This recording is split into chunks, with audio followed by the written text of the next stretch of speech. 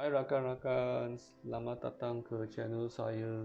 Hari ini saya nak berkongsi sikit barang ni yang saya baru beli daripada Lazada. Ni apa ni? Sebelum tu saya nak cerita sikit.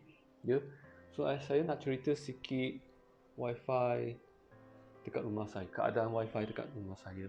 So saya memang pakai Unifi, dan package yang saya subscribe tu dia 100 Mbps lah. So 100 Mbps tu memang cukup untuk 5 orang ke 6 orang ke nak guna lah. Contohnya nak Zoom meeting, nak apa jenis meeting untuk saya kerja dekat rumah, work from home, nak pakai team meeting, memang cukup. 4-5 orang memang cukup. Tapi ada satu masalah. Masalah yang saya hadapi adalah kadang-kala Wi-Fi saya tak stabil. Kan maksud dia terutama sekali saya pernah kongsi kan, saya ada sebuah television Sony 65 inci yang ada Android. Dia memang Android TV. Tapi kadang-kala tak mampu nak sambung kepada Wi-Fi saya. Asyik macam tak ada signal ke atau macam mana kan. So bila saya check, memang ada beberapa cara nak check lah. Satu cara adalah pakai apps macam nak buat analisis Wi-Fi kan. Ada Wi-Fi analyst kan, yang dia akan tengok Wi-Fi yang ada di sekeliling rumah kita kan. Memang banyak rumah sekeliling rumah saya, jiran-jiran saya pakai Wi-Fi. So bila diorang pakai Wi-Fi masa sama dengan saya pakai, dia akan hasilkan banyak gangguan. Yang gangguan tu akan buatkan signal saya tu macam lemah sikit. Lemah kan. So barang ni sebenarnya dia panggil Wifi Mesh tau. Wifi Mesh. Dan dia daripada syarikat TPLink lah. Model Deco E4. So sebenarnya ipar saya dah pakai ni, memang best. Dia cakap memang best. Dia punya speed memang high. Dia punya setting tu lebih kurang tak sama dengan saya. Router dia dekat bahagian bawah, dan bila dia naik ke atas sebelum dia pakai mesh tu, tingkat atas tu memang Wi-Fi dia coverage memang teruk. Wi-Fi coverage, signal dia lemah dan speed dia lambat. Dan kelajuan dia tak cukup lah. So selepas dia pakai ni, memang dekat atas dia memang boost lah. Tapi nak cakap sampai boleh dapat maksimum tu tak adalah. Dia boost tapi cukup kan. Okey, untuk rumah 2 tingkat E4 yang 2 unit memang cukup. So ini saya beli nanti, saya nak cubalah setting semua. Tapi ini video untuk nak tengok saja ada apa dekat dalam kotak. Sebab setting semua tu saya rasa banyak website ada. Saya boleh berkongsi link yang saya jumpa website yang bagus lah. Tapi sebenarnya setting dia pun ringkas. Kotak ni kuat lah. Nak keluar, nak buka dia punya penutup kotak ni payah sikit. Okey, tak buka. Kotak dia, tengok kertas dia berkualiti lah, cantik. Okey, sebenarnya dia ada 2 model. Ada E4, ada M4.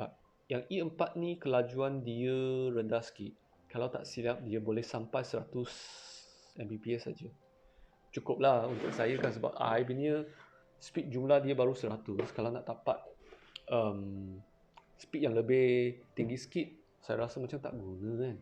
Dan juga saya jumpa ni dekat Lazada, bukan Shopee lah, dekat Lazada harga 230 lebih. Ni harga yang paling murah saya jumpa. Sebab kalau pergi Shopee, kalau pergi Lazada pun, kalau tak betul-betul buat sikit penyelidikan, buat sikit research, kamu akan dapat 260 lebih. Ini memang paling murah, 230 lebih. Siapa minat boleh tanya saya dekat chat lah, saya baru bagilah, sebab saya tak mewakili penjual tu lah, saya hanya dapatkan best deal daripada Lazada lah. Okey. Nah, ini dia Wifi Mesh dia. Rupa dia macam ni. Dia agak besar jugalah. Agak besar juga kan. Besar ni. Ada satu model lagi yang kecil, saya tak nak lah sebab saya rasa besar lagi best kan. Sebab dia punya board semua, bahan-bahan dekat dalam semua mesti besar sikit. So saya rasa macam lebih power sikit lah. Nampak besar, nampak plastik dia pun nampak kuat lah. Bukan macam plastik yang lemah kan, senang koyak. So ini kita boleh masukkan LAN cable dekat, terus sambung dekat modem lah. Okey.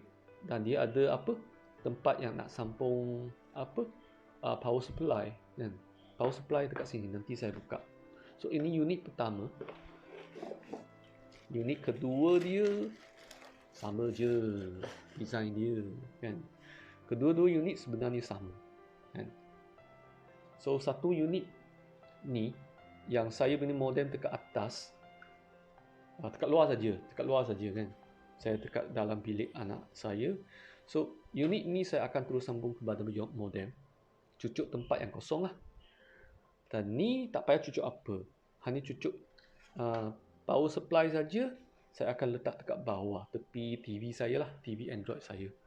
Bukan setakat TV Android tau, PlayStation, PS4 saya pun lemah betul. Apa ni?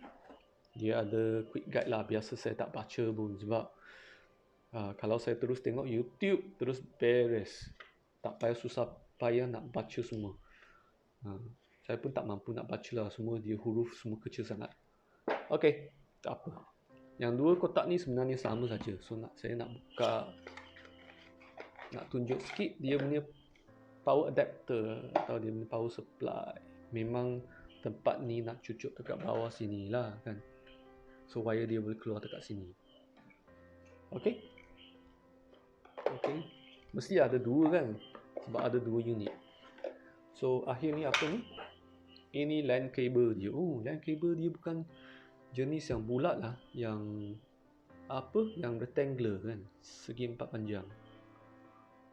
Okey. So ini ya, tadi seperti apa yang saya jelaskan lah, kena cucuk dekat modem dan sebelah lagi cucuk dekat mesh ni. Okey. So mungkin lepas saya cucuk, saya dah cuba setting-setting semua. Saya boleh berkongsi sikit lah